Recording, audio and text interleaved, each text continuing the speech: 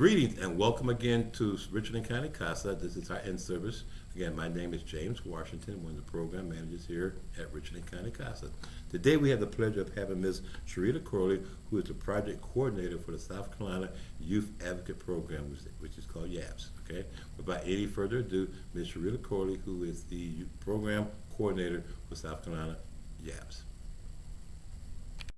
My name is Sharita Corley, and I'm the project coordinator for South Carolina Youth Advocate Program. And I've been with the agency for approximately 5.5 years now. And we're a nonprofit therapeutic foster care agency, and we provide community-based services as well as in-home services. We license foster homes throughout the state, and now we're beginning to direct our services to services within the community.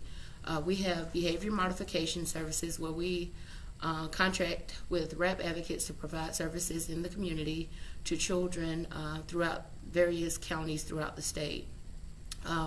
There's also a program called Family Group Conferencing where we've begun to provide services in the upstate right now, but they're supposed to be offered around September of 2012. They're supposed to come into Richland County and other counties throughout the state.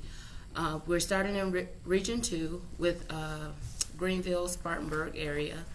And with these services, guardian ad litems are involved because they play a part in helping families to develop these plans and empowering families to make decisions for themselves, kind of gearing towards DSS having the power, and the family is more involved because they're vested in the plan.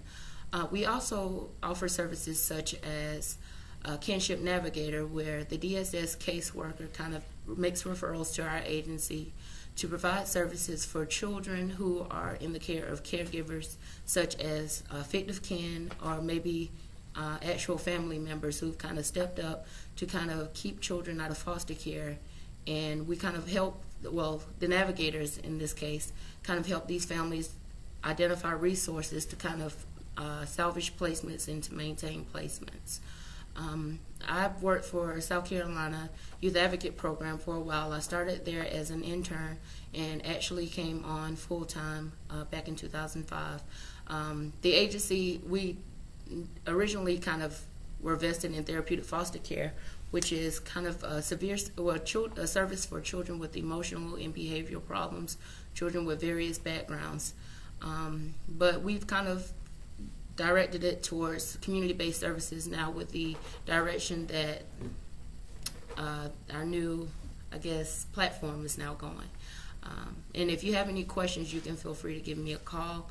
My number is 803-779-5500.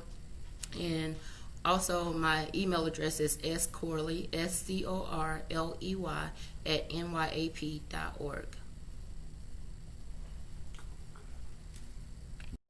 My next segue goes into alternative placements. And with Kinship Navigator program, we, being the DSS caseworker, identifies placements.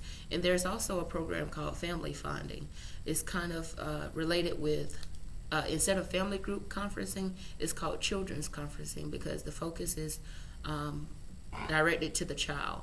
With Kinship Navigator, we have contracted staff who kind of step in as sort of a liaison for these family members as well as the DSS worker and kind of the community. We identify food pantries within the community. We identify whatever the need may be. We kind of direct our services towards kind of being an aid for the DSS staff as well.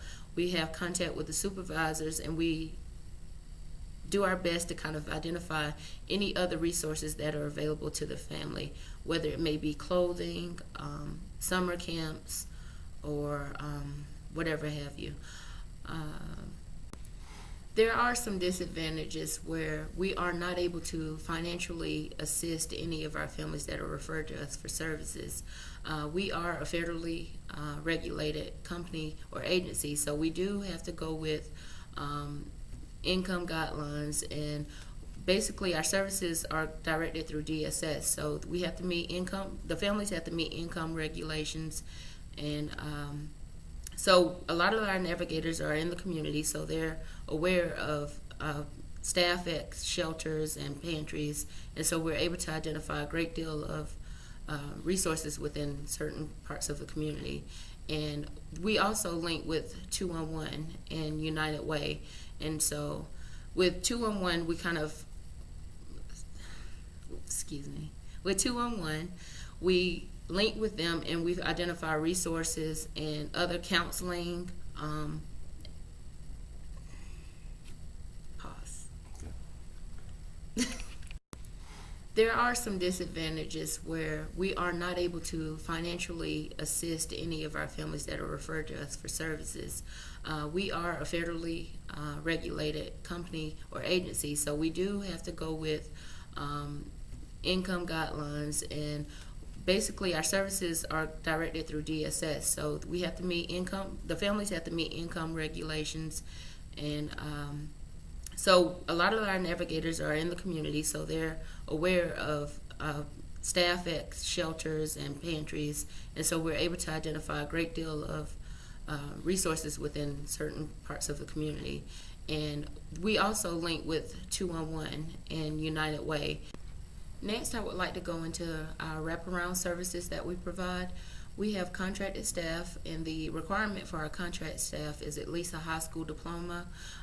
Next levels of education kind of direct where your payment tier would be.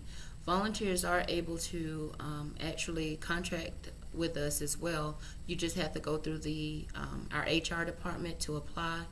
And with RAPS, we provide various community-based services. We provide caregiving services where our RAP advocates could kind of go into the home and kind of help parents develop different techniques to work with a child who may have a specific behavior issue. We also have tutoring where some of our RAP advocates come in to help a child with certain subjects within the school. And also with BMOD, a RAP advocate may play the role of kind of a mentor or big brother, big sister, kind of helping them to develop certain behavior techniques that are appropriate, socially appropriate. And with these services, the child, sometimes they're in the setting of the home, sometimes they're in the setting of the school, and they can be within the community as well. Our HR contact person is Chuck Hayes, and you can reach him at the same number provided earlier, 803-779-5500. And again, his name is Chuck Hayes, and if you have any questions, either he or I would be able to help you in any way possible.